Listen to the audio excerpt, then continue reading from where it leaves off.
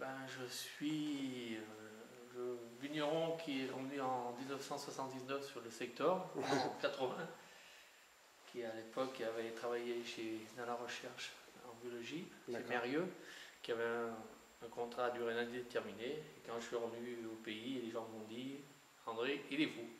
Pas André, parce que André c'est un Dédé, il m'a dit il est fou, il va revenir planter des vignes. Voilà. Et puis depuis 80, on a fait en sorte que l'appellation et puis le secteur bouge. Donc vous êtes vous êtes André Perret, voilà. Donc du domaine. André Perret, oui. Qui est à Condrieu, enfin. On est sur l'appellation Condrieu et Saint-Joseph, voilà. Sur la commune de Chamonix. Les Condrieu sont principalement sur Chéry, Coteau de Chéry, donc sur la commune de Condrieu. Et puis on a Clos-Chanson qui est sur la commune de Chamonix, et puis Condrieu sur Verlieu qui est sur la commune. D'accord. Et puis du Saint-Joseph qui est sur la commune de Chamonix, donc la première commune de l'appellation quand on descend de Lyon. Voilà. D'accord.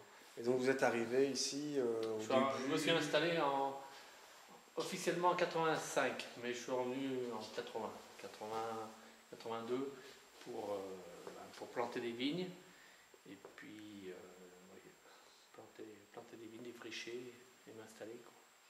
Ma première plantation de vignes c'est en 82, sur Saint-Joseph. J'avais moins d'un hectare et donc j'ai eu de la chance parce que des vignes se sont libérées dans ces périodes-là, donc en 83 sur Chéry. C'est un propriétaire un métayer qui voulait arrêter son fermage, son métayage, et qui m'a proposé. Donc ça m'a permis de trouver 6500 mètres en Condrieu, ce qui était important pour l'époque. Et puis j'ai pu louer après en 86 une propriété sur le Chamonix, Clos-Chanson. Les vignes, il n'y avait personne, donc il n'y avait pas de jaune. Alors le premier jaune qu'il y avait, donc on le sollicitait pour reprendre des vignes. Donc c'était la bonne période, le foncier était pas cher, il y avait de l'espace, il y avait des possibilités d'achat de foncier, et puis voilà. Donc j'en ai profité. Et puis bon, je pense quand même que le fait que je sois revenu, ça a donné des idées à un certain nombre de gens, de jeunes vignerons qu'on n'est pas. Tiens, il revient, pourquoi pas nous. Et aujourd'hui, donc en 83, il y avait, quand je suis arrivé, il y avait 2 vignerons qui vivaient vraiment de la vigne sur Chamonix. Donc il y a la maison de Boisset, Cholle, et puis la maison Puiron, qui vivaient principalement de la vigne. Et aujourd'hui, il y a 23 vignerons qui sont exploitants et qui vivent du vin. Je pense que c'est vraiment, ça marque le dynamisme de la commune et puis l'évolution.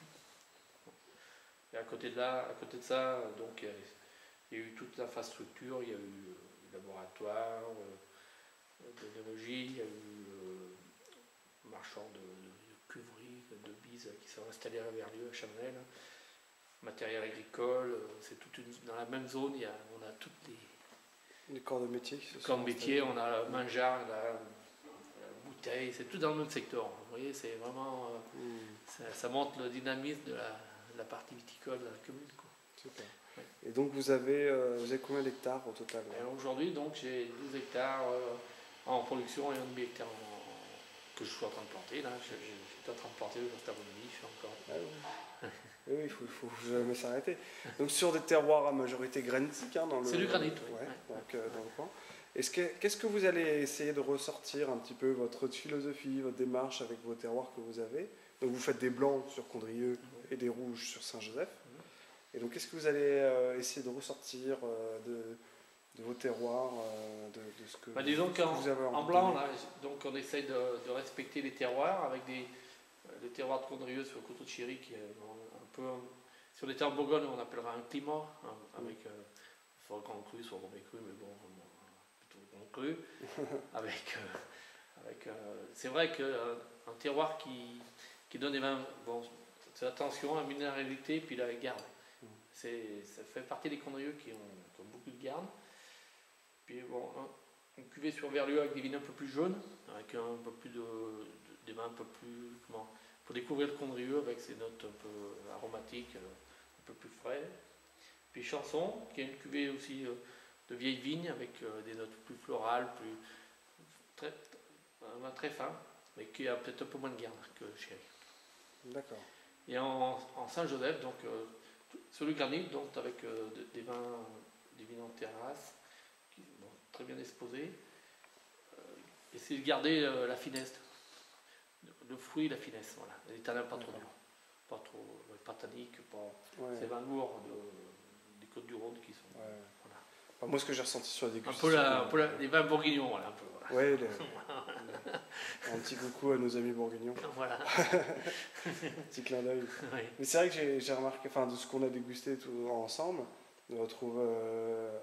Bon, chaque vin est différent parce que c'est sûr que le terroir marque, le millésime marque, mais on retrouve toujours cette petite touche d'élégance, de pureté et de structure juste, quoi. Juste, pureté, et puis des notes fruitées bien définies, quoi. Fruitées. Oui, c'est de épicées, la finesse, quoi. Ouais. Donc, Du fruit et de la finesse. Voilà. Ah, j'étais pas forcément dans la note, dans la lignée il y a 10 ans. On cherchait plus des vins un peu plus lents, un peu de avec des vins plus riches. Puis finalement, aujourd'hui, on s'aperçoit qu'on veut retrouver la fraîcheur, donc je retrouve. On s'aperçoit qu'on termine vos bouteilles et pas les autres, quoi. Voilà. Voilà. En gros. Ouais, bon, il faut toujours un cycle. Hein. Ouais. Non, c'est ça.